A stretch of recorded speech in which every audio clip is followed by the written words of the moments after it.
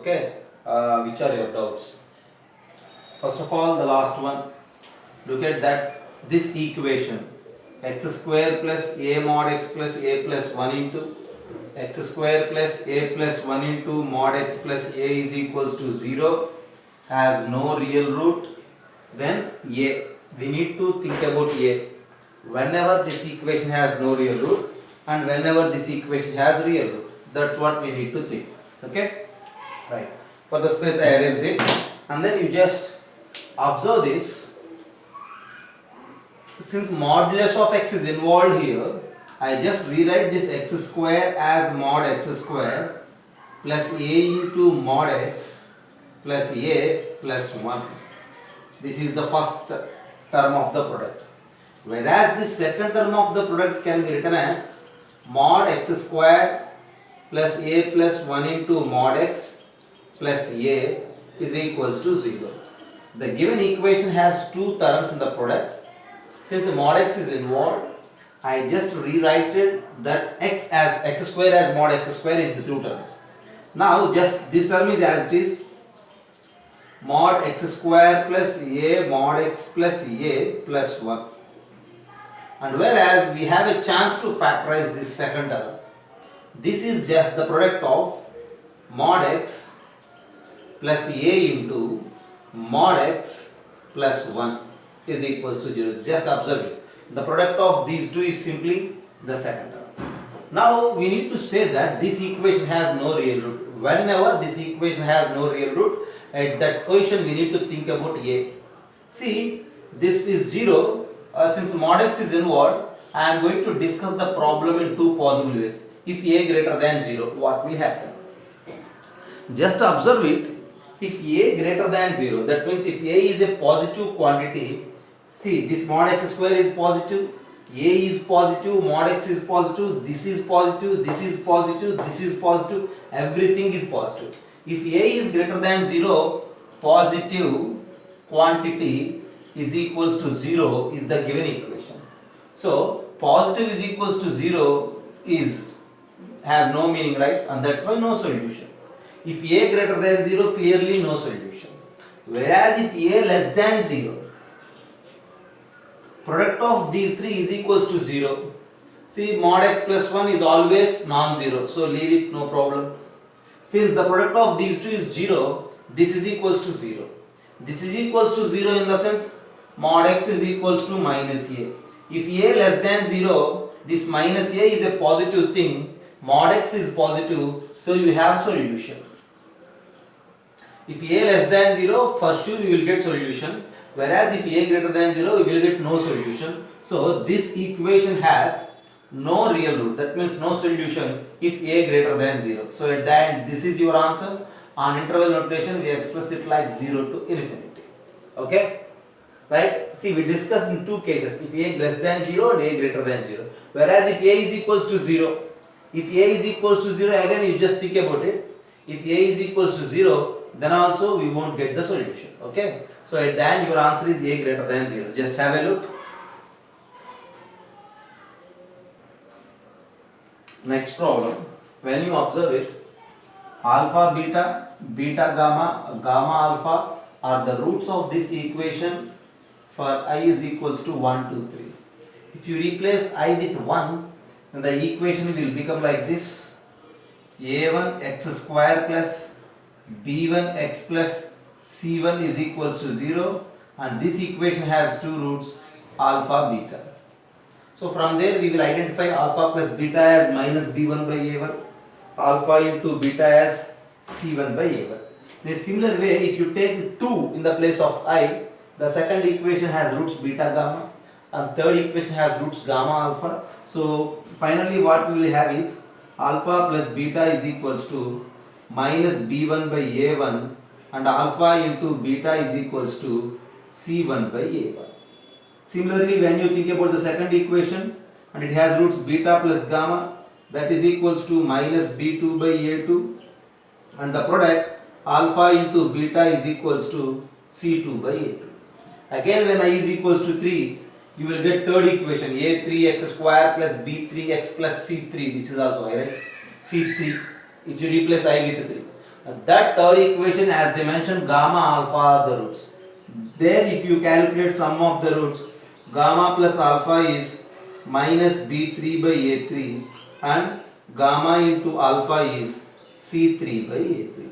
At the end we have alpha plus beta, beta plus gamma, gamma plus alpha, alpha into beta, beta into gamma, gamma into alpha. Our target is finding this particular, this sigma alpha, beta, sigma alpha, beta, gamma. We need to calculate this particular product. How to calculate this product? You just have a look.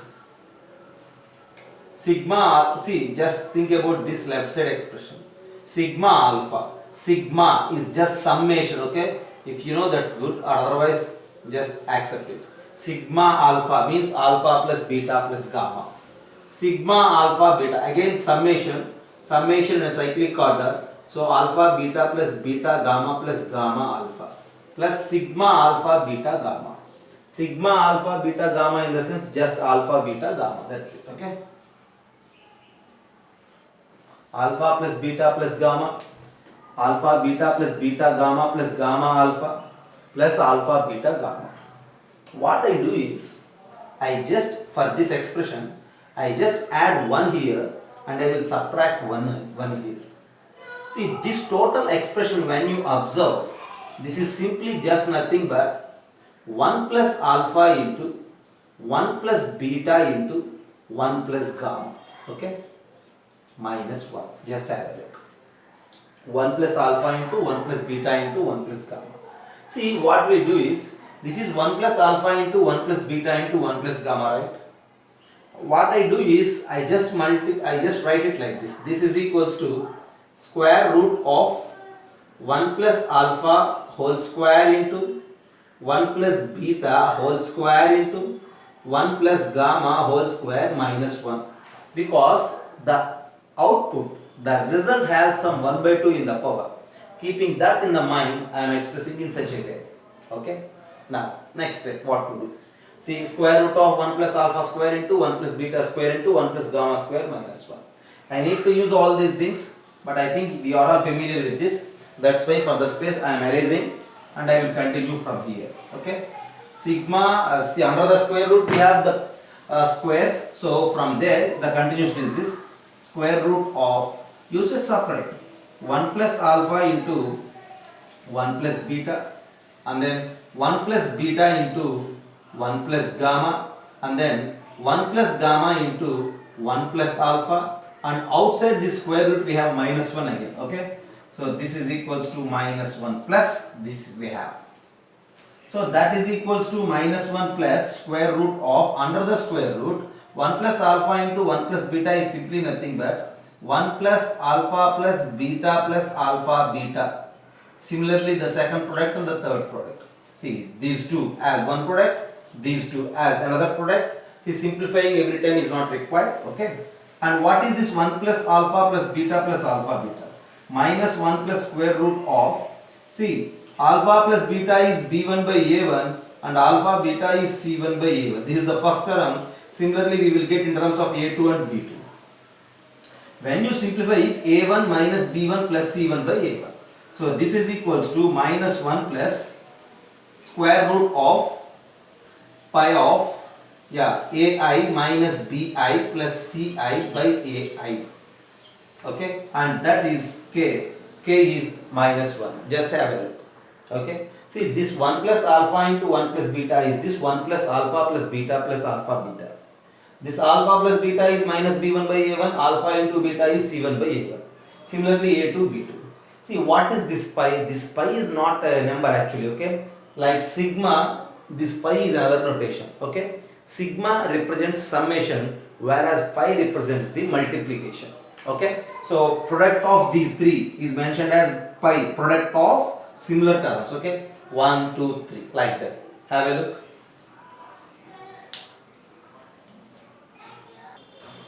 Next problem. This x square plus x plus 2 whole square minus a minus 3 into x square plus x plus 1 into x square plus x plus 2 plus a minus 4 into x square plus x plus 1 whole square is equals to 0 has at least one root.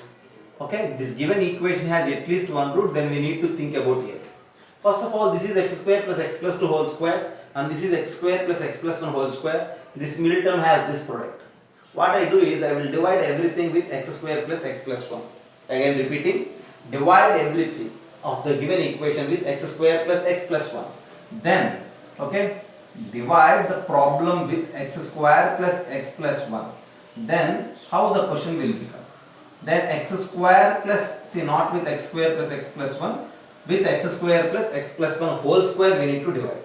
First term when divided with x square plus x plus 1 whole square, it becomes like x square plus x plus 2 by x square plus x plus 1 whole square minus a minus 3 into, when you divide this second term with this x square plus x plus 1 whole square, 1 x square plus x plus 1 get cancelled, then a minus 3 into x square plus x plus 2 divided by x square plus x plus 1, okay, plus a minus 4 into, see, just we divided the same term, so this is plus of a minus 4 is equals to 0. Now, it's a quadratic in terms of this x square plus x plus 2 by x square plus x plus 1, and that's why you just take this as t, okay, take x square plus x plus 2 divided by x square plus x plus 1 is equals to some t. When you take it like that, then what will happen? Then the given equation will become like t square minus of a minus 3 into t plus of a minus 4 is equals to 0. Okay, this is the quadratic equation. As they said, since this equation has at least one root, now this equation has at least one root. Okay, this equation has a root, then you need to calculate the values of a. Then we need to identify the possible values of a. First of all, this x square plus x plus 2 divided by x square plus x plus 1 is equals to t. What to say about the range of t? See, I can rewrite this t like this, just look there, t is equals to x square plus x plus 2 can be written as x square plus x plus 1 plus 1. So this is simply 1 plus 1 by x square plus x plus 1. Already while discussing the ranges of rational expressions, we did that, just think about it. Okay, 1 plus 1 by x square plus x plus 1, right, very good. What you say about this x square plus x plus 1? What will be the minimum value of this x square plus x plus 1? This is always positive, right? We know the minimum value of this, so that we will get the maximum value of this. From there we will restrict t. After restricting t, we need to think about that equation. See, as we know, for a quadratic expression, the minimum value exists as 4ac minus b square by 4a. For this x square plus x plus 1, 4ac minus b square by 4a is 4 into 1 is 4, minus b square is 1. 4ac minus b square by 4a. So what it is? 3 by 4 actually, is it right? 4ac minus b square 1. 4 minus 1, 3 by 4. Okay, 3 by 4 is its minimum value. So that for this reciprocal, 4 by 3 is the maximum value. So I will say that this it has maximum 4 by 3 in the sense, maximum 4 by 3. That in the sense always this value is less than 4 by 3. So this t is less than or equals to 1 plus 4 by 3. So we say that t is less than or equals to 7 by 3. Okay, is there anything wrong? Just have a look. The value of t is always less than or equals to 7 by 3. Now since t is less than or equals to 7 by 3, I will conclude this. So as they mentioned, this equation has at least one root, and we found that t is less than or equals to 7 by 3. So this equation has at least one root and t is less than or equals to 7 by 3. At the end, this equation has at least one root. For t less than or equals to 7 by 3, then we need to find the range of a. That's the problem. Okay, this is the given problem, but with suitable replacement and rewriting, at the end we have this, and we need to solve this problem. See, just think about it, how to solve this, how to find the range of a whenever this equation has at least one root. Ultimately, as per the problem, since the discriminant is greater than or equals to 0, because at least one root in the sense, at least means minimum one root. maybe one root or two roots, and so the discriminant is greater than or equals to 0. From there we are getting every value of a is possible. But as they mentioned, as for t less than or equals to 7 by 3, it has at least one root. So for t less than or equals to 7 by 3, it may have two roots. Okay. So when you sketch the graph like this, at 7 by 3, the graph is upward, right? At 7 by 3, only the graph is there from 7 by 3 onwards. For suppose if this is the graph, at 7 by 3, we need to break the graph, okay? See, the graph starts here and goes on like this. Whereas in that case, the graph again stops at 7 by 3 only. The graph starts at 7 by 3 and we don't have this peak, okay? Only this part of the graph we will get. In this region, f of 7 by 3 is greater than 0. Whereas in this region, f of 7 by 3 is below x-axis, so f of 7 by 3 is less than 0. Okay? As they said, since it has two roots, okay, and since it has two roots, and so you can neglect this case and you need to take this possibility. Here it indicates that the equation has two roots. The equation has two roots, so f of 7 by 3 greater than 0. When you simplify as this, you will get a less than 19 by 3. Okay? So a belongs to R and a less than 19 by 3. The common solution for these two things is a less than 19 by 3 only. So at the end, my answer for the problem is a less than 19 by 3. Okay? Just think about it.